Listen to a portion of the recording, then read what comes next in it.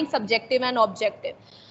तो basically concept ये है कि स्टोरीज लाइक कि एक बार नारद मुनि थे जो पूरे दिन नारायण नारायण बोलते हैं।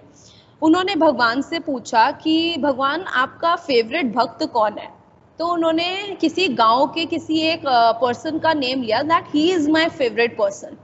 तो he was very surprised and disappointed कि मैं तो पूरा दिन नारायण नारायण बोलता रहता हूँ, तो मेरा नाम क्यों नहीं लिया भगवान ने।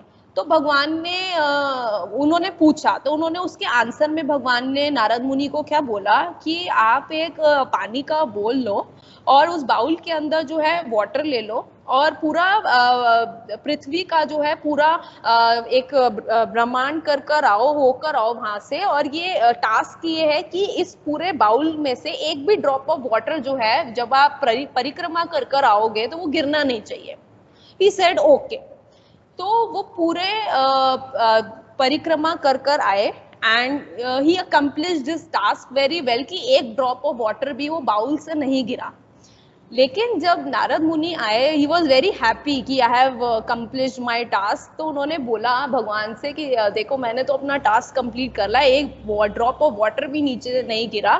तो भगवान ने पूछा कि टेल मी वन थिंग कि आपने कितनी बार इस पूरे टास्क को कंप्लीट करते हुए नारायण नारायण बोला।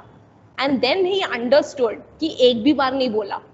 So that is basically the message कि अगर आप दो एक्सट्रीम है, एक एक्सट्रीम है सिर्फ स्पिरिचुअल लाइफ और दूसरा एक्सट्रीम है मटेरियल वर्ल्ड। सिर्फ दोनों ही अगर आप फॉर एग्जांपल एक सिर्फ स्पिरिचुअल लाइफ के ही पाथ में हो और उस एक्सट्रीम में हो कि जैसे आप सिर्फ भगवान का ही नाम ले रहे हो तो आपके पास कोई और काम ही नहीं है ना।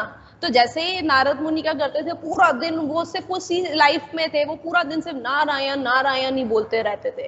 और दूसरा हमारा पर्सपेक्टिव क्या है, मटेरियल वर्ल्ड, जहां पर सिर्फ क्या आप सिर्फ मटेरियल अचीवमेंट्स में लगे हुए हो, आपको कोई होश ही नहीं है कि आपका ह्यूमन बर्थ जो है वो किस लिए हुआ था, to attain your spiritual goal and to attain the that stage of moksha. तो आप वो भूल गए। सबसे कठिन कार्य ये होता है और वही उन्होंने बताया कि मैं क्यों वो मेरा फेवरेट भक्त है, कि वो अपनी सारी रिस्पॉन्सिबिलिटीज डिस्चार्ज करने के बावजूद उसके काम वो कर रहा होता है अपने हाथों से, लेकिन मन हमेशा मेरे पास जुड़ा रहता है और वो बहुत हमेशा वो दोनों काम साइमल्टेनियसली बहुत ब्यूटीफुली करता है।